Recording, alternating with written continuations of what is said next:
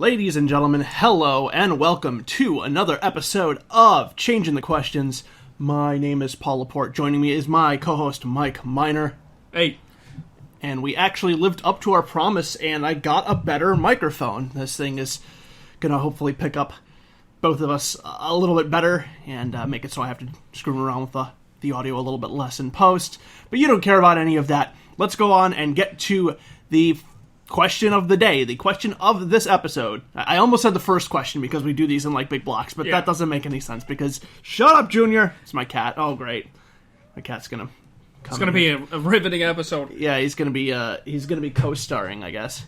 Okay, so enough of the riffraff. Let's get to the first question. Should wrestling have an off season?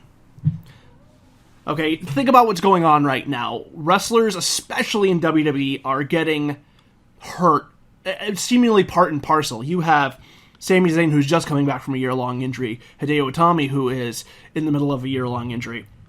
Cesaro, out for 6 months at least. Tyson Kidd broke his neck.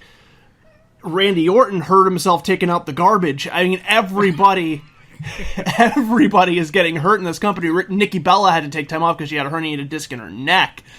John Cena is on vacation, but it's almost the point where he's going to have to come back early because there's nobody on the card. Seth Rollins, 6 to 9 months with just basically ripped his knee in half. I mean, you could say Sting taking a basic spot at this point. He took a buckle bomb and he's out. You know, I mean, given even if it's his age, you know. Although Sting is by no means a full-time wrestler. No, and that's it. You know, it's just a matter of do the pros outweigh the cons? Is money, you know, more important than these guys' health? So will they still draw the same with an off season? Yeah, and here I think they can. I mean, you know, what are your thoughts? Well, here's the interesting thing: is that different companies have toyed with doing kind of seasons before. If I remember correctly, the USWA with Jerry Lawler and Jerry Jarrett, they would actually not only switch wrestlers I think they had like a 6-month rotation, I think, but they would switch entire writing teams.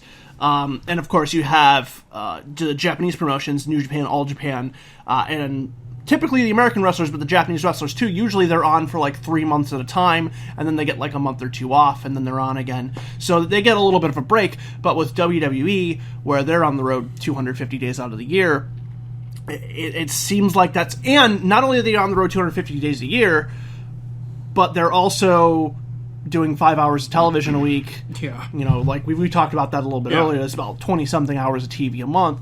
Injuries are just bound to happen, especially because... Absurd amount of television. Yeah, and especially because the audience... This isn't like the old days when you were in the 90s, and, you know, we could have Randy Orton come out and squash a jobber in 3 minutes, and he didn't really do... You know, that's his whole day. You know, he didn't really have to do too much. No, these guys are...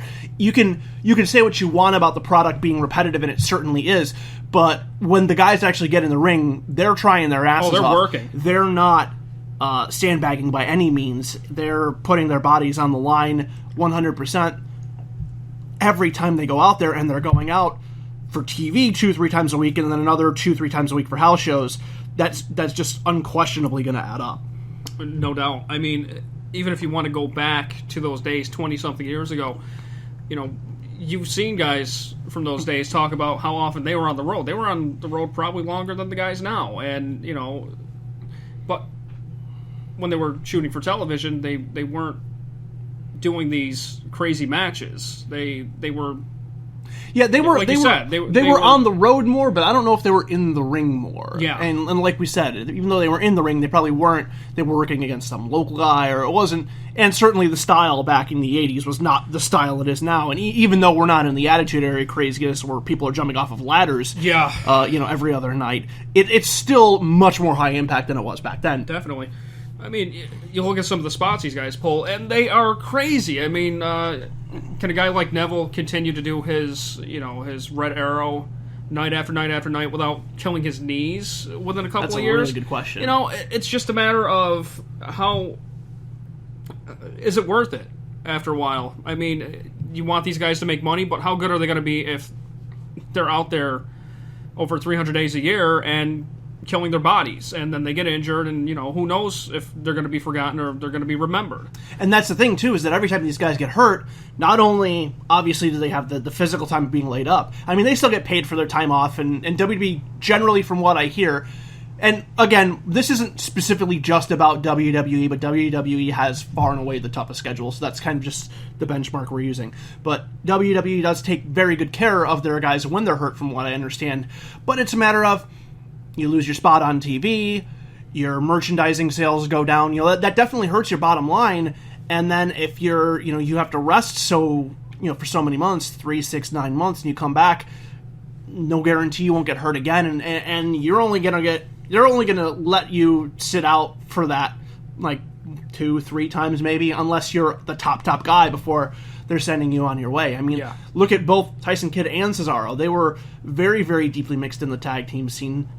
Tyson Kidd gets hurt. They start to kind of build Cesaro more on the upper mid-card. Now he gets hurt. Where are those guys going to be when they come back? Because Tyson's going to be back before Cesaro, so you're not going to necessarily bring them back as a tag team.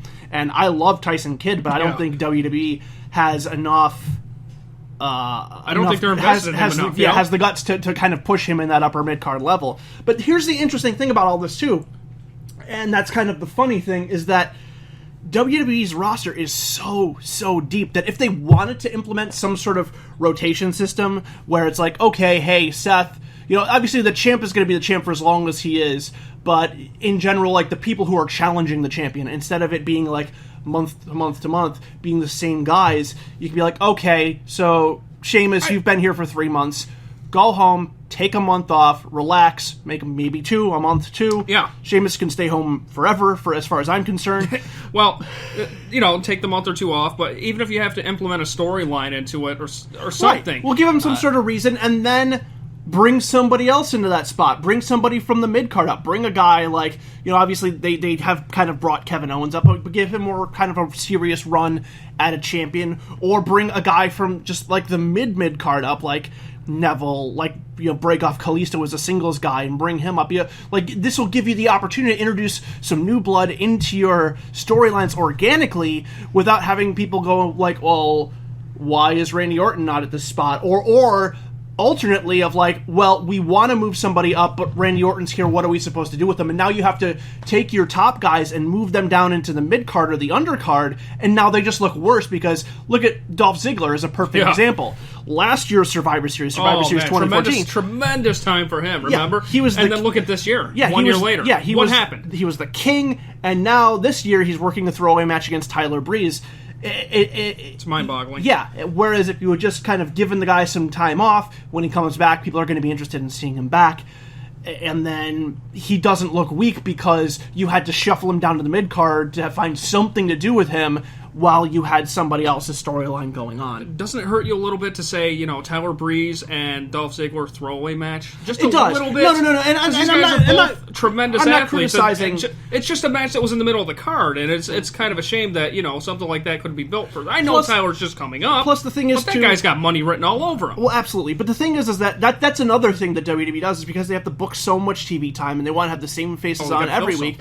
When 2 guys are involved in a feud, like Tyler Breeze and Dolph Ziggler, and the reason I call it a throwaway match is because later in I think it was the next night on Raw, Tyler Breeze loses to Dolph Ziggler. Yeah, so literally these matches are throwaway. They are meaningless. They're literally just doing them to keep these people out and in front of people's eyes. Whereas I think if we worked in some sort of system where people were used to guys being gone for so long, like Tyler Breeze is off and finding a new seasonal residence or whatever for a month, and he's going to be back. And then they could kind of, instead of letting injuries dictate their schedule, and they can... I'm sorry for cutting you off, but even if injuries did take place, at least you got these guys in reserve that are out for a little while, and they say, hey, look, can we depend on you? We're going to take you off the sideline for a little while. We'll make this up to you, and we'll put you in the spot here for a little while at least. You would have some guys who've been resting, who are on the bench, who can kind of come in, instead of just moving another guy who's got some nagging injuries himself and trying to push him into that spot, and then he gets hurt and you have the same problem all over it's better than the guys getting injured and trying to replace him with somebody else and they get injured, It makes sense. But as far as, stuff like what happens with Ziggler and Breeze, they mix it up one night, Sunday night, pay-per-view, then the next night Raw, 3-hour show. What's the big deal here? What's the difference? Why should you watch them? Well, theoretically, why are you invested in this if you're going to see the mean, same match? If you want to watch the pay-per-view, why are you invested in the pay-per-view if you're going to see the match the next night? Same match the next night. Yeah, I mean, obviously, nobody can predict that. Nobody's paying the $60 for pay-per-view anymore. They're just paying their monthly subscription for the network. So it's a little bit different than it was. But yeah, you're giving away pay-per-view quality matches on free TV for nothing. And I mean, NXT doesn't do that. Again, let's champion NXT because it's awesome.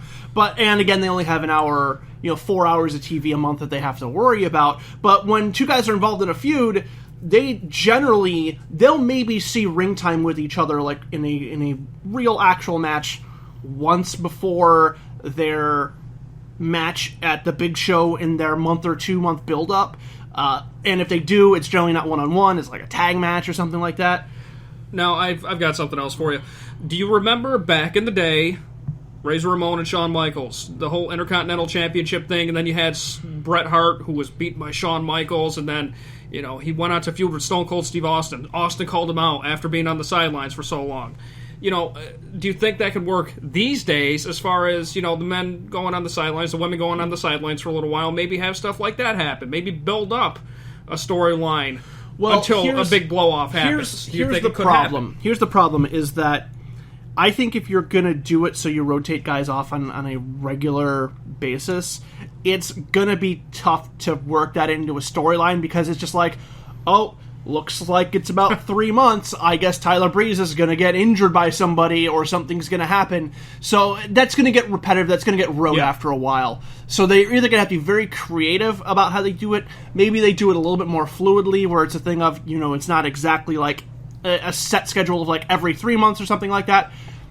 Maybe it's a thing of they do it so like, oh, maybe this time he was out for 2 months and then the next time he'll be out for a week, or he'll be on for 7 months this time and 1 month next time or something. Or they could do something like, even if they don't want to pull him off TV completely, they do have the Performance Center. They have NXT. Send a guy down to NXT and be like, okay, you're going to work at NXT for a month, and just have him, and it doesn't even have to be like people like Adam Rose or people who are like struggling on the main card. They can have it be upper card guys and just have them, number one, teach the rookies down there, which is awesome for them, for everybody involved. But number two, it keeps them on TV because people, maybe not as many people watch NXT as they do Raw, but they're gonna have eyes on them. They're gonna be around, and you have an excuse for them of like, say John Cena goes down to help out NXT for a month or something, and then you have Sheamus shit-talking him for the month while he's gone because he knows that Cena's gone, so he's just rubbing it in Cena's face until he gets back, and then you're off to the races. Do some pre-tape promo work, perhaps, if they planned it that far ahead. Maybe, maybe consult with somebody on creative about their character and which direction they want to go in and where they want to take them. Maybe something like that. It's not exactly rocket science. There's a little bit behind it, but it's not impossible to do. I mean, it's pretty basic stuff. It's not hard to get these men and women to the places they want to be and to pull money in. I mean, another thought of mine is your world champion. Maybe they should be on television more. Maybe they shouldn't really get an offseason. That's what they're there for. But that being said, I'm not saying they should be in the ring week after week after week after week defending that championship. There was a time where this championship was defended once every couple months. That's true. And so maybe you can get the guy to shoot a promo, maybe once a month defend the championship. Even when Brock had the belt, he didn't defend it. He didn't defend it monthly. He defended it every 2-3 months. And I definitely think that that's a good idea. But here's the question, though: is my cat is now climbing my tree? I think. Sorry. He's climbing the top rope. Let's. So I'm gonna have to put him in the bedroom for the next round of tapings, I think. But here's the question: we'll kind of go out on this one. Is that all right? We obviously agree that this is good for the wrestlers. I think we're pretty much agreed that this can be good for the creative team as well if we rotate guys out. But here's the ultimate question. This is kind of the most important one. Will the fans accept this? I mean, you think about who WWE caters to. It's like the 6-year-old kid or whoever, the 6, 8, 10, 12-year-old, they're obviously kind of marketing themselves to get that merchandising money. They're marketing themselves towards kids, towards a more PG product. Think about what they're forced to accept now. Yeah, but here's the thing. You know? Here's the thing. We care that the programming is rote and repetitive and boring, but does an 8-year-old care as long as he gets to see John Cena hit the AA and pin a guy? If all of a sudden he doesn't get to see that because he's off regularly, is that going to... Will they be able to have other people fill that gap, or is it going to be a thing of kids are going to kind of get bored and tune out, or people who aren't as hardcore into it as we are they going to get bored and tune out? Or do they think they could ride that out? I think that's another question for a whole different show, because, you know, I've mentioned in the past that sometimes they rely on one piece of talent too much. Look at the Attitude Era. You've had, what? I can name 5 guys off the top of my head right now that were near the top of the card, that if one of them went down with an injury, you can rely on the 4 other guys. If another one went down, 3 other guys, and maybe somebody else coming up will be the 4th guy. Mankind, The Rock, Stone Cold Steve Austin, Undertaker, Triple H. There's 5 guys right there. You had all those guys near the top. You can go further. Kurt Angle. You can keep going, and you can see how diverse it was near the top of the card. The problem now is they rely on one piece of talent to stay near the top and basically rake money in, and you can't do that. You got to be able to depend on somebody else, and that, you know, when that guy goes out with an injury or needs time off. Do they have guys now? Yeah, of course they do, but it's more reliant on that one guy, and that one guy is John Cena. There's only so much you can do with a Hulk Hogan near the top of the card for years. There's only so much you can do with a John Cena near the top of the card for years. Even Stone Cold Steve Austin, he was hot for a long time, but at least he had others to fall back on. It was more of a team atmosphere, it seemed like, back then, but now it's just one guy. And, you know, they can still rake money and rake the audience in. It's just a matter of diversifying your talent pool near the top of the card. All right, ladies and gentlemen, well, that's what we think about the subject. We want to hear what you think about the subject. If you're listening to this on YouTube, be sure to leave a comment in the comments below. Be sure to like and subscribe as well. If you're listening to this through a podcast or through SoundCloud or anything like that, you can send us feedback. Right now, you can just hit me up on Twitter. My Twitter handle is @Scorcho, SCORCHO, and we hope you guys enjoy this. Very interested to see what people out there think, so I really hope we get some good comments and feedback. Also, if you have any suggestions for future questions you would like us to look at for episodes down the line, be sure to leave those as well. Ladies and gentlemen, thank you very much for listening. I'm Paul Laporte. Thank you much. This is Mike Miner. See you next time. Goodbye.